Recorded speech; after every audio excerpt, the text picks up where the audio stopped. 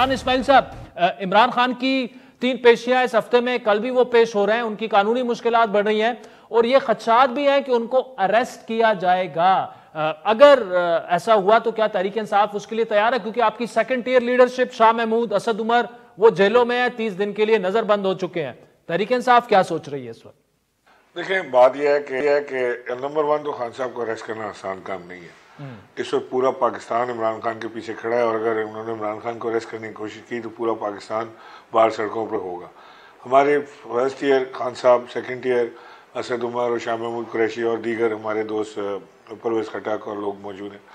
वो अगर उनको भी अरेस्ट करते हैं, शाह महमूद और उनको तो किया हुआ ही है, तो थर्ड ईयर टेक ओवर करेगी।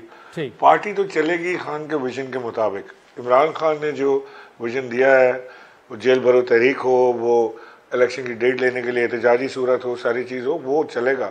और आप ये देखिएगा कि इसमें बहुत तेज़ी आ जाएगी अगर इन्होंने इमरान खान पर हाथ डाला है। लेकिन मेरी अपनी सियासी सोच ये कहती है कि इमरान खान को अरेस्ट